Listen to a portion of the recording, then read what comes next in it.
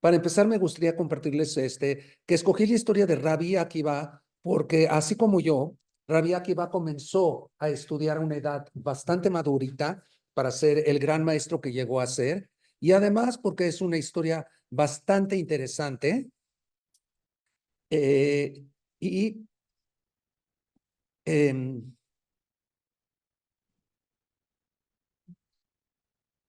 el texto en el que nos vamos a basar es en un tratado menor del Talmud que se llama Abot de Rabinatán. Les voy a platicar un poquito antes de comenzar con la presentación de Rabí Akiva, con Abot de Rabinatán.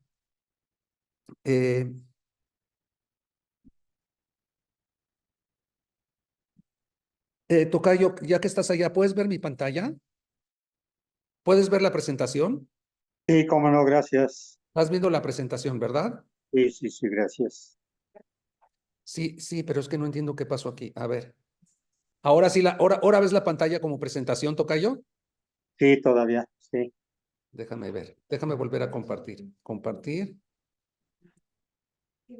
esta. Ahí está. Abot de Rabinatán es un tratado menor que fue escrito por ahí del siglo V, siglo VI de la era común, y fue hecho como una especie de Gemara a Pirkei Avot.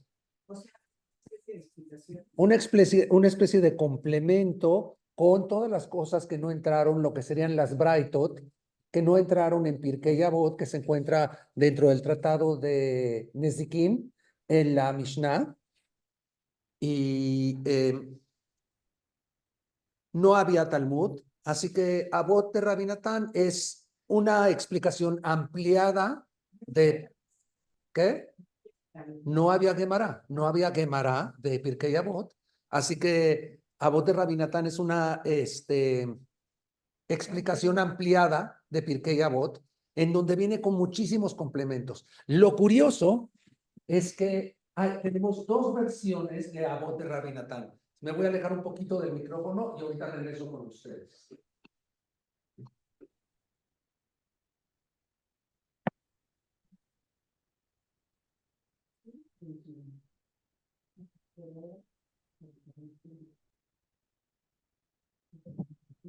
Tenemos lo que se le conoce como la versión A o recensión A de Abot de Rabinatán, que es la recensión, que es la versión tradicional, la que se pasó de generación en generación y que se acabó imprimiendo con los tratados menores del Talmud.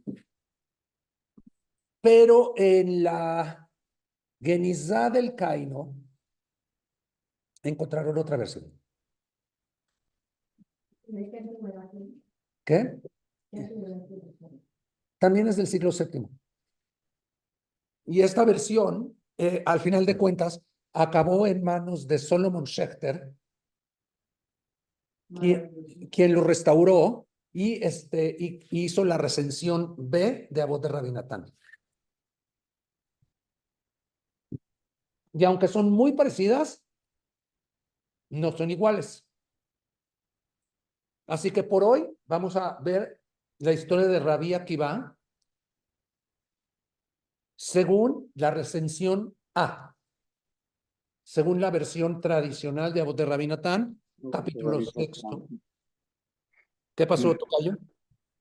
No, no, bien, bien, bien. Esta versión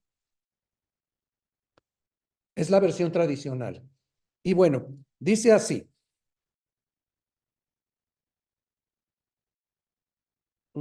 ¿Por qué no cambia?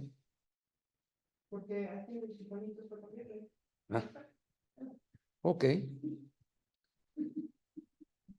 Dice así. ¿Cuáles fueron los orígenes de Rabí Akiva?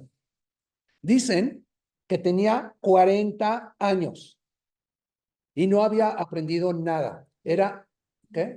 Quiero imaginarme que no había aprendido nada, se refiere solamente a... No. Analfabeta. Era analfabeta, no sabía leer y escribir.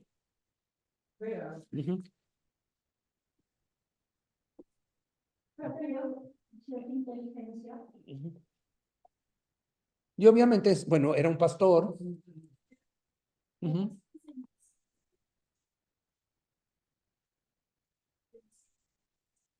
La obligación del papá. Entonces, no puede ser. No ser huérfano y convertirse en huérfano. Pero no tenía papá. Sí, no, ¿Cómo no? La de aquí va a tener- Ben Joseph era hijo de Joseph, pero no sabemos quién era José.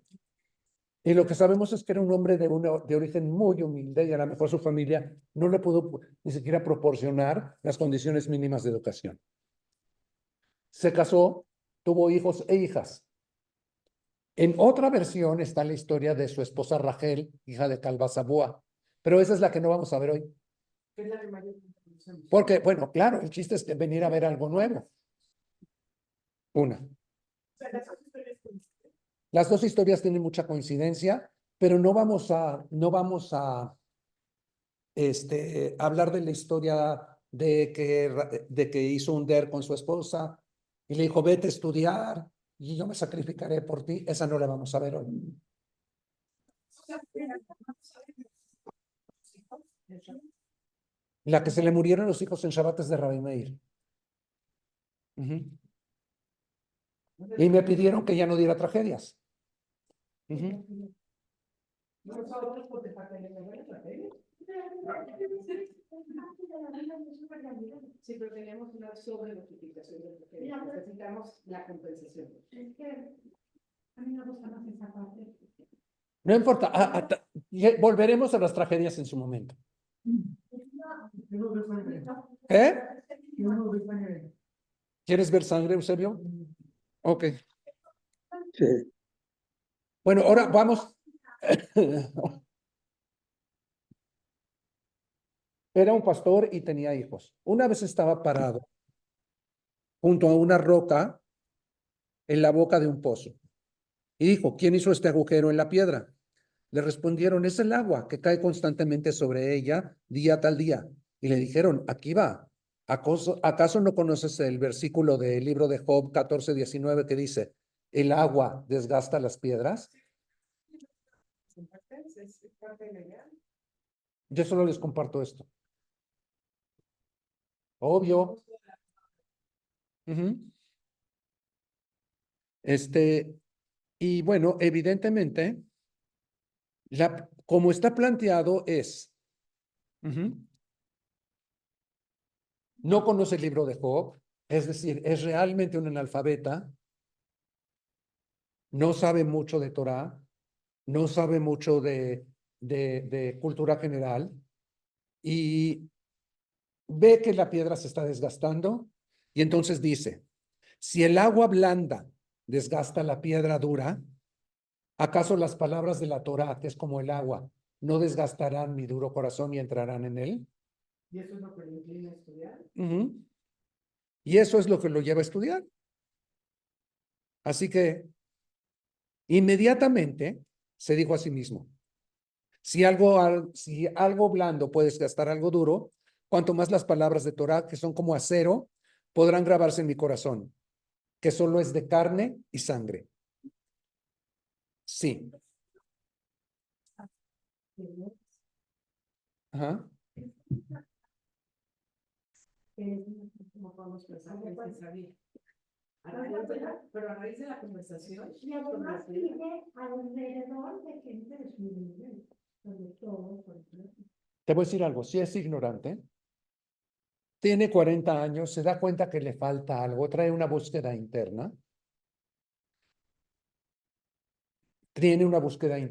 pero más que nada, no solo tiene una búsqueda interna, sino que es una persona inteligente. Y la inteligencia, sí, ignorante e inteligente es una combinación buena, porque ignorante y tonto no se va a dar cuenta nunca. O sea, no hay forma, no hay nada que hacer. Ujú. ¿Perdón?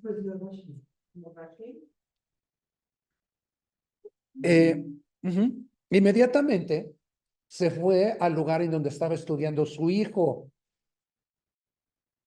y le dijo al maestro, al rabí que estaba enseñándole a su hijo, enséñame Torah. O sea que ya sabemos que tenía un hijo, Ujú. que sí se estaba preocupando que aprendía. Ujú. Y pues sí sabía que había como en varios estudiantes. ¿Sí? Estas son tres cosas que no teníamos en la mente nosotros. No. Estábamos pensando. Pero sí está consciente de su ignorancia. Sí, lo que se le llama incompetencia consciente en programación neurolingüística. Y ahora la oportunidad de superar ese tema. Entonces, se va y le pide al maestro, Para la- perdón, esto, Sí, pero la parte friendly del Zoom es que no tienes que ir moviendo a ningún lugar otro que no con el Meet. pues no me está funcionando Friendly. ¿Ok? ¿Qué necesitas? Nada, ya estoy. Ya sé qué es lo que necesito.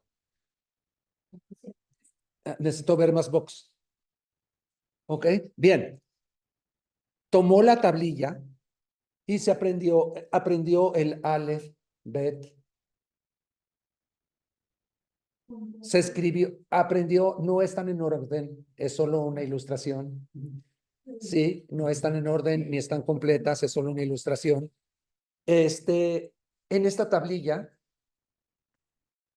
aprendió las letras, aprendió a leer, aprendió a escribir y comenzó, como marca la tradición que comienza la historia de la Torá, el estudio de la Torá con el libro de Baikra. ¿Alguien se acuerda por qué se empieza a estudiar Torá con Baikra? A ver. Vamos a hacer una encuesta. Tocayo, también puedes participar, por favor. Voy a hacer una encuesta a Mitoski. Eusebio dice que porque en Baikra están todas las leyes. Bien, ¿las leyes de qué? De las previsiones. No me están diciendo qué leyes. Yo aprendí.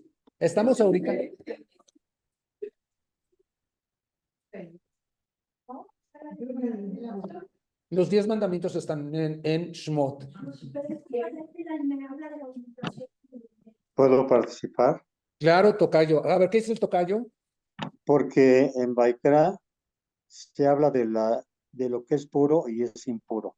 Porque en Y Baikra porque se habla de lo además, puro y es impuro, ¿qué más?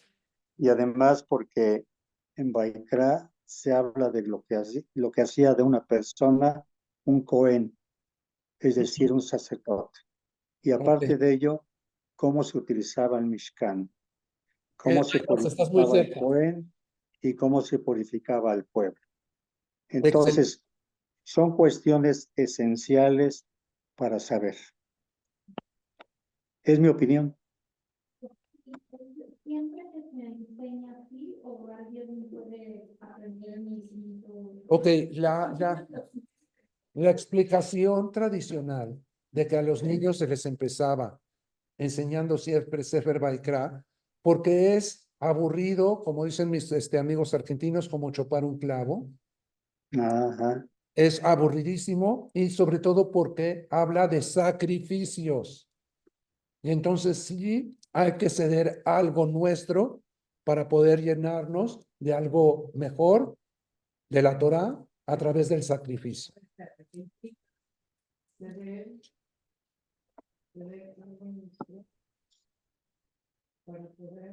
Alcanzar un estado mejor. Y también la leyenda, no la leyenda de Rabbi Akiva, sino la leyenda tradicional de que a los niños se les llevaba el Heider a estudiar, y una vez que aprendían a leer, empezaban con Baikra, se les daba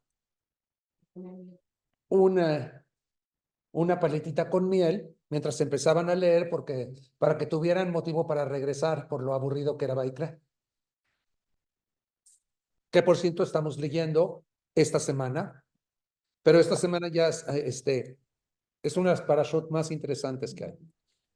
Tocayo, Sí, tocayo. no se les daba dulce para que asociaran el conocimiento con lo agradable. Exactamente. Exactamente. Para que asociaran el conocimiento con lo rico, con lo agradable. Matok Mikvash. Así es. Bueno, y bueno, Después, y quiero, usted, están en examen, mis clases siempre son examen, ¿eh? Siempre, siempre, siempre.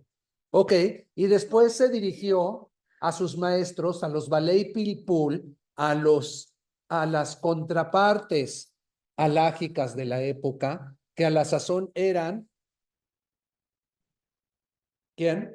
Rabbi Eliezer y Rabbi Yehoshua. ¿Quiénes son estos? Rabbi Eliezer y a Rabbi Yoshua. ¿Quién le dijo a quién? Loba Shamaimi no está en los cielos.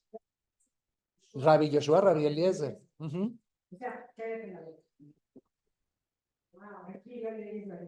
Sí, así que estudió con ellos. Y entonces cada vez que aprendía algo, Rabbi Akiva le daban su paleta, ¿verdad? Cada vez que aprendía algo, Rabbi Akiva, él iba y analizaba lo que acababa de aprender, y lo analizaba, y lo pensaba, y lo sopesaba, y lo filosofaba, porque como sabemos, Rabbi Akiva que era muy inteligente. Pero No. ¿Eh? O sea, está aprendiendo a estudiarlo sin tener las bases suficientes. Por eso es que es tan impactante su historia, porque adquirió las bases siendo una persona mayor, Y sin bases. y sin conocimiento previo, pero gracias a eso y a su inteligencia pudo inquirir todo ese conocimiento y lo dejó y lo llevó mucho más allá. Ujú, Por eso cuando hablamos de no saber, ujú, lo que sabía lo pudo aplicar. O sería que no está bendiciendo tanto. ujú. No estaba viciado con la Como se dice en programación lingüística, que es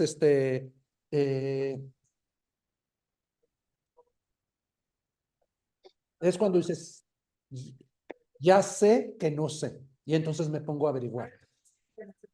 Ujú, ujú. Y bueno,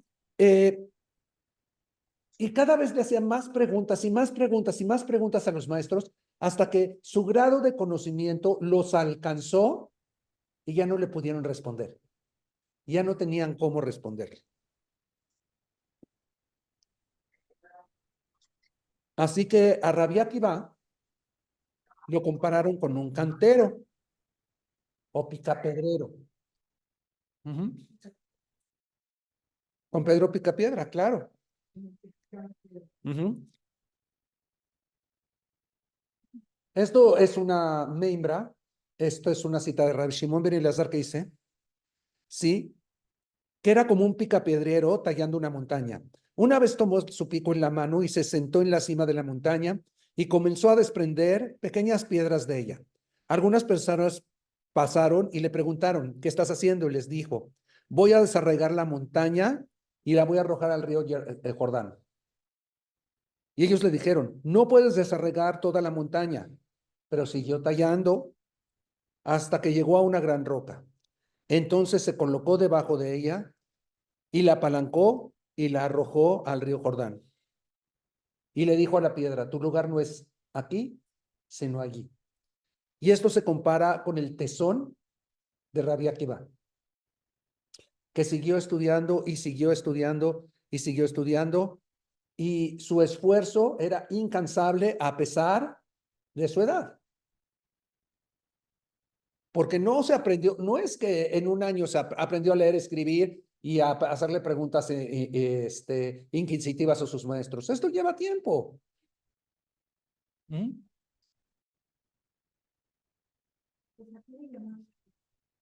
Rabbi Akiva era un gran místico.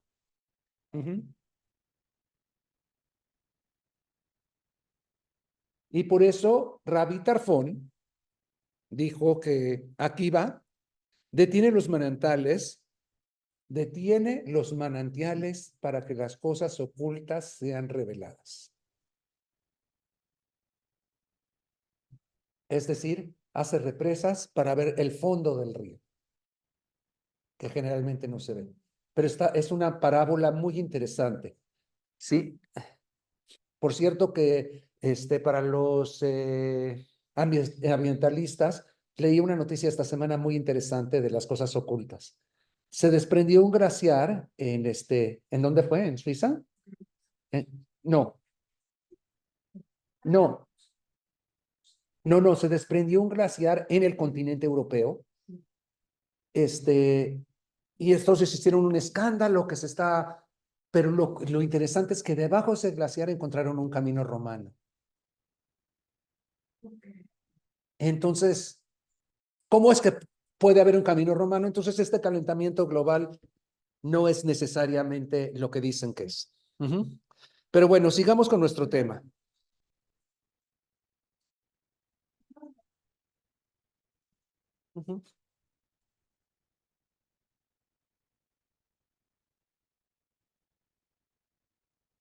Así que Rabbi Akiva había traído a la luz cosas ocultas en la Torá que estaban ocultas ante los ojos de todos. Todos los maestros veían las cosas, pero no sabían exactamente lo que estaba oculto. Y de actividad mental ayudó muchísimo, no solo a él. ¿Esto fue un escrito del siglo VII? ¿Rabbi Akiva del siglo VII? Rabbi Akiva es del siglo II. Pero estas, o sea, no, definitivamente la escritura en pergamino y con tinta es de 400 años antes de la era común. Ahora, aún así, Rabbi Akiva seguía siendo humilde mientras estudiaba. Muy humilde, era una persona muy, muy humilde. Y me refiero a que no tenía dinero.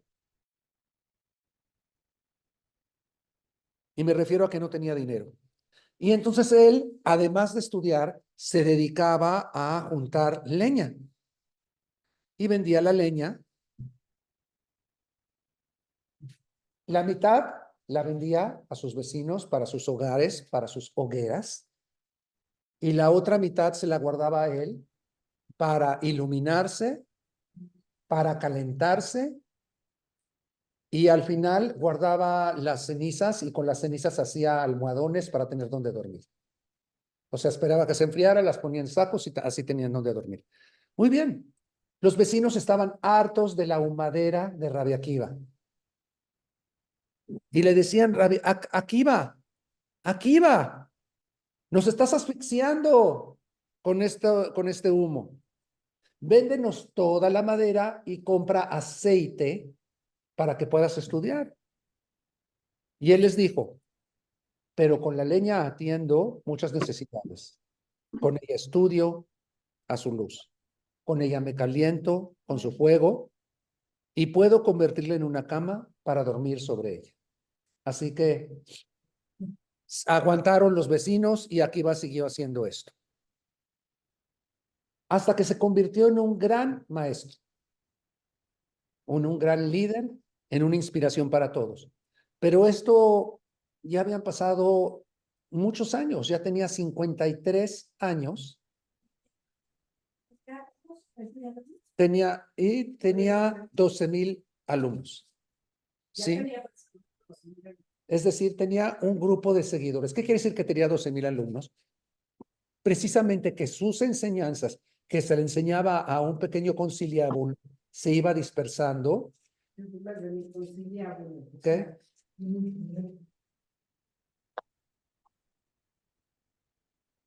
Perdón, ¿alguien desconoce la palabra conciliábulo? Conciliábulo. ¿Conocía la palabra conciliabulo? Gracias.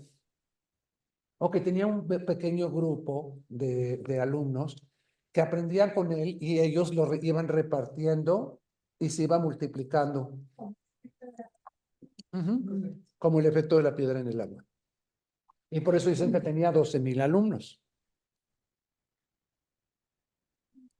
Y bueno, alcanzó la prosperidad, porque pues sí, para ser maestro hay que ser próspero. Y esto nos conecta con la historia de Rabbi Yohanan ben Napaja. Si se acuerdan de Rabbi Yohanan ben Napaja, él era un hombre muy adinerado, al grado que pudo convencer a Rish Lakish de casarse con su hermana y darle una dote. ¿Sí se acuerdan de Rabbi Yohanan y Rish Lakish? Ay, es una historia bastante rosa, ¿ok? Ahora, Ok.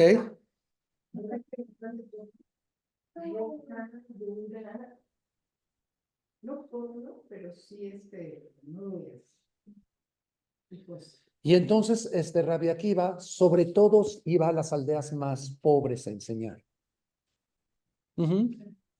Y, y en estas aldeas más pobres, les decía a los pobres,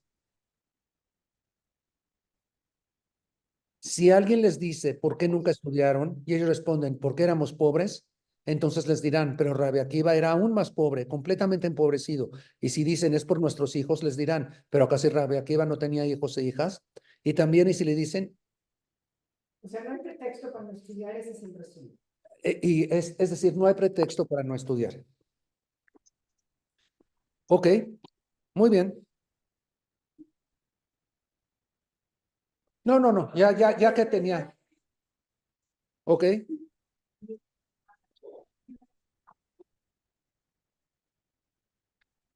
Y ya vamos a acabar con la historia de Rabbi Akiva, pero esta es una parte más bonita. Tenía 40 años cuando comencé a estudiar Torah y después de 13 años estaba enseñando Torah a las masas. Se decía que no dejó este mundo hasta que tuvo las mesas llenas de oro y de plata y podía subir a su cama por escaleras de oro. Su esposa salía con vestidos lujosos y con joyas, especialmente una joya muy especial, que aquí pongan mucha atención. Sí, tenía grandes tesoros Rabbi Akiva. Ahí está. ¿Sí? Y les dijo, ¿por qué le compras y por qué dedicas tanta tu riqueza a tu esposa? Y le dice, porque ella sufrió muchísimo para que yo estudiara Torah. Y el regalo más apreciado que le regaló fue una diadema de oro. Y esta diadema de oro, sí, se llamaba a la sazón en esa época, Yerushalayim Shel Zahav. Sí, era una Ujú.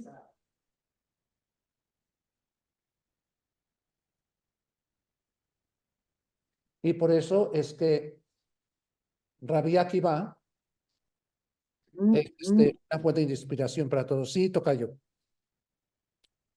No, no, ¿Nada? nada, nada, no. Ok. Entonces, bueno, creo que la historia de Rabbi Akiva es una historia súper inspiradora y esta no es la historia tradicional,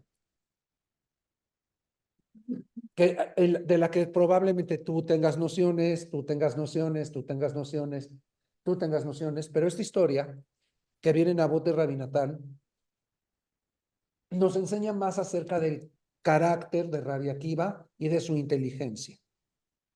Porque solo una persona inteligente se da cuenta de su ignorancia.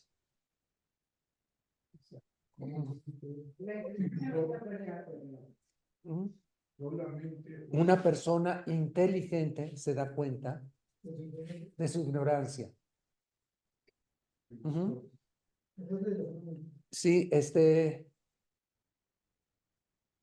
así que bueno, es un ejemplo claro de que no hay edad para comenzar a estudiar. En este caso, los rabinos decimos, no hay edad para empezar a estudiar Torah. Pero no necesariamente tiene que ver con no hay edad para empezar a estudiar Torah, sino que no hay edad para comenzar de nuevo. ¿se dieron cuenta todos?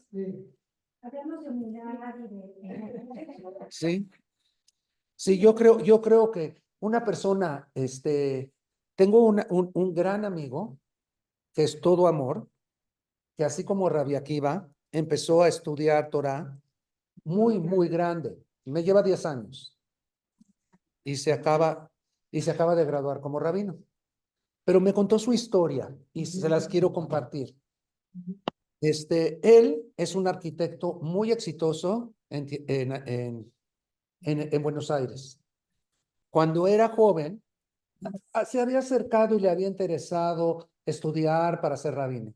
Pero la vida le planteó otros caminos, se convirtió en un arquitecto, empezó a tener éxito en sus proyectos consolidó una inmobiliaria y cuando ya estaba consolidado y después de un matrimonio que no prosperó bien y de haber tenido 2 hijos y estar acomodado económicamente, decidió que tenía nociones de cómo tocar guitarra.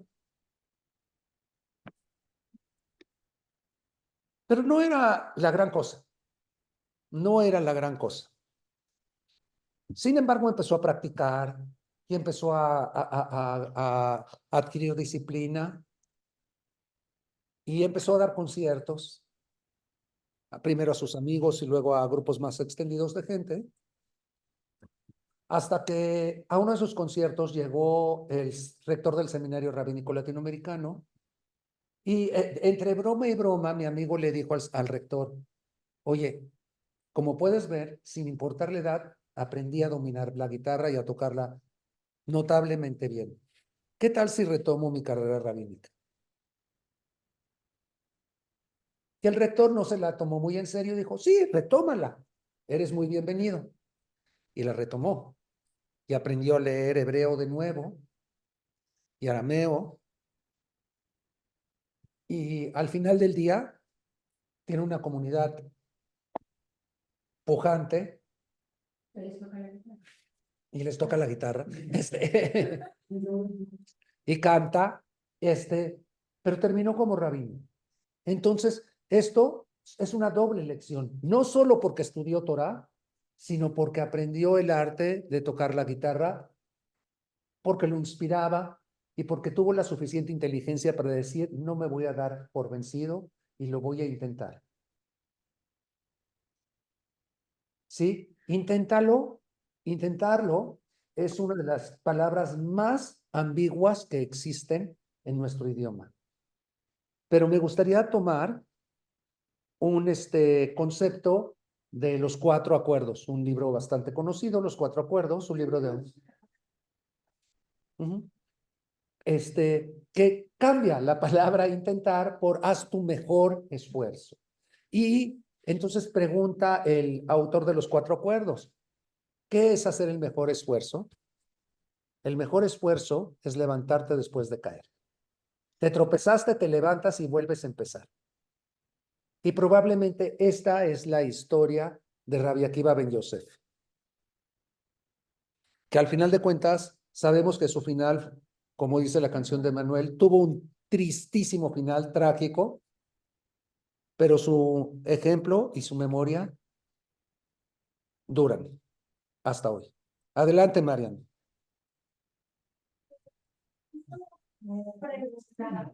Dígame usted, licenciada.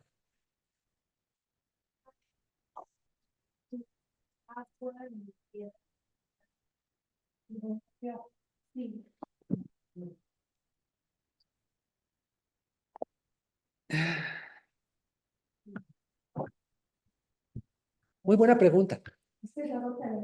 No, para nada. Pero hubo alguien en este lugar, en esta comunidad, que fueron un poquito la gota, ¿eh? ¿Podrías decir? Cuando yo decía que era alguien que dijo, pero espérate. Ah, sí, claro, me decían, constantemente me decían, ¿y por qué no estudias para ser rabino? Les digo, pues es que no hay oportunidad. Yo tengo que trabajar para vivir. No puedo dejar de trabajar para estudiar para rabino. Y después se abrió el Zoom. Y inclusive ya era tanta mi urgencia que hablé con rabinos en Estados Unidos a preguntarles, ¿no hay forma de estudiar a distancia, de presentar exámenes a título de suficiencia? Y no había. No fue antes de la pandemia. No, dos. En 2017 fue muy curioso esta historia, se las puedo contar porque es un poco chusca. Es un poco chusca esta historia porque nos fuimos a Palenque, la familia y yo. Es decir, tomamos la camioneta y nos bajamos manejando hasta Palenque. Está lejos, realmente lejos. Y estando en Palenque, tomábamos tours, fuimos a las lagunas de no sé dónde, ya no me acuerdo. ¿Tú te acuerdas cómo se llaman las lagunas ahí en la frontera con Guatemala? No, son unas lagunas increíbles. ¿No? Y estuvimos en ¿Estás haciendo todo este agua? En historias. sí, claro. Y estuvimos en en Monte Albán. Sí. No, no en Monte Albán, estoy mintiendo. En Bonampak. Monte Albán lo conocíamos de antes. En Bonampak, ya había otro lugar que también está el río que está en la frontera entre México y Guatemala, y hay unos Unas desarrollos. lanchitas. Sí, unas lanchitas y Pero eso lo hicimos después. no lo hicimos después. Y de repente me llega y habíamos contratado un tour. Ah, ese. Habíamos contratado un tour y me llega un mensaje de una persona llamada, recuérdate que estamos en la zona maya, Diego Bobchuk. Bobchuk, Bobchuk. ¿No te suena totalmente maya? Yo pensé que era el guía que se estaba poniendo. No, hombre, era el rabino encargado de ¿cómo se dice?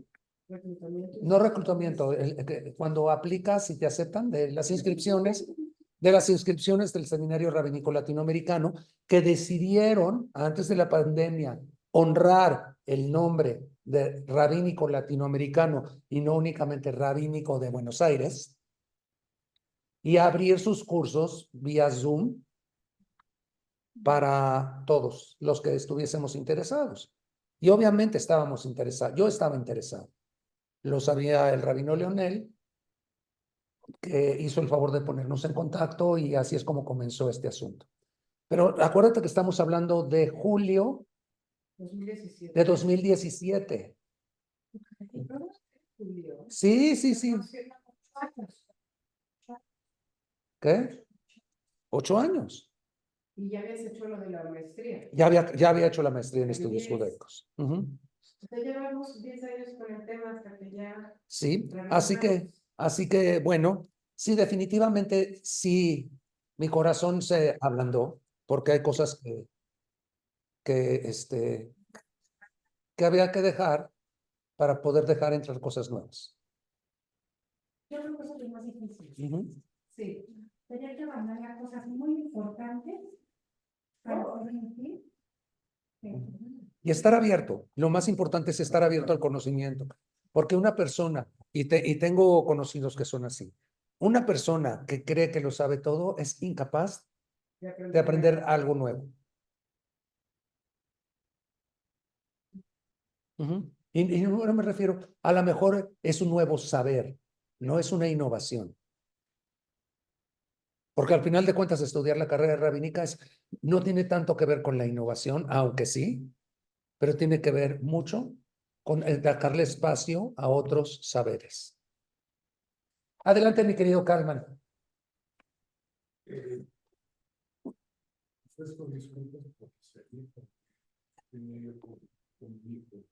No me digas. ¿Está bien? Pero afortunadamente ya sí. Pero tuvieron problemas de salud pero salió precisamente que lo que estamos hablando ahorita. Él se recrimina por no haber actuado en el momento adecuado para poder atender a su esposa, en cómo llevarla al hospital, o cómo llevar la emergencia, o a dónde ir al doctor. Y le estuve explicando que él no puede recriminarse. Él sí se puede recriminar si él viviera de eso, o sea, si él tuviera la experiencia de cómo actuar y que no haya actuado, entonces sí. Pero si él actuó en ese momento como él sintió Instintivamente. y no funcionó o después ya se dio cuenta, entonces él no se puede recriminar. Lo que sí debe de hacer es recordar qué fue lo que hizo, cómo hizo, cuáles fueron los síntomas o qué debió de haber hecho y bla, bla, bla, bla, bla, bla, bla, bla. Entonces sale eso de que si yo hago, porque yo lo sé, No va a salir bien. Así es. Y pero eso es, si te hacen ver, no eres experto, tú no sabías, pero ahorita ya sabes, entonces sí apréndelo. Eso es exactamente, justamente lo que estamos hablando ahorita. y bueno, gracias, Kalman, por compartir tu experiencia. Y es muy especial. La figura de Rabí Akiva va a aparecer en tanta literatura talmúdica, en tantas historias diferentes, que evidentemente se ha vuelto un arquetipo importante para entender que el valor fundamental y el éxito del judaísmo, a pesar de todo, está en el estudio. Exactamente. Eso tendría que ser calificada. Sí, exactamente. Exactamente. Así que bueno, les agradezco que hayan compartido esta breve clase de Rabbi Akiva y con gusto nos veremos la semana que entra con temas selectos de la literatura talmúdica, temas individuales salvo que un tema se alargue mucho y lo tengamos que dividir en 2 sesiones, pero para que siempre comencemos y terminemos el tema y que sea enriquecedor y que nos aporte algo para nuestra vida. La pregunta que yo les daría es devolverle su pregunta a Marian y preguntar, ¿cuál es el agua que está golpeando en tu piedra?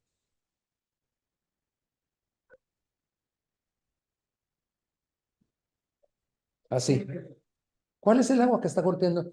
Porque no se acaba, esto no se acaba hasta que se apaga la luz y se cierra la puerta. ¿Sí? Porque también te dice, ¿cuándo empezaste a estudiar? ¿Qué? ¿Cuándo empezaste? ¿Esto qué haces? 15 años. Claro, claro, claro. Hay gente que toda su vida no para de estudiar. Yo conozco algunos casos así. No, es de vacaciones de 11 meses. Y yo también, al igual que mi esposa, en toda la vida no he parado. ¿Ahorita qué sigue? O sea, ya tienes tu título de rabino. Ahora sigue que compartan su señora un semestre menos. Ahora. A lo mejor comparto con mi señora un semestre al menos. Sí, pero después nos vamos al doctorado en estudios judaicos. Él al doctorado en sus judaicos y yo todavía no tengo. O al doctorado, o sea, es un PhD. Puedo también hacer un doctorado en filosofía judía. Me llama mucho la atención un libro que les quiero mencionar, no recomendar, que se llama La religión de la razón según las fuentes judías, de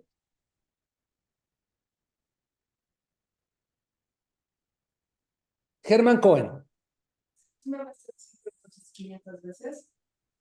Con esta tensión. Sí, pero No, pero yo si estabas leyendo a Franz Rosenzweig, con Rosenzweig, pero Buber y Rosenzweig fueron alumnos de Hermann Cohen, que fue el más grande filósofo neocantiano del siglo XX y que al final de su vida quiso escribir un libro como judío y tratar de probar de que la razón de Kant está íntimamente vinculada con el judaísmo y por eso escribió La religión de la razón en las fuentes judías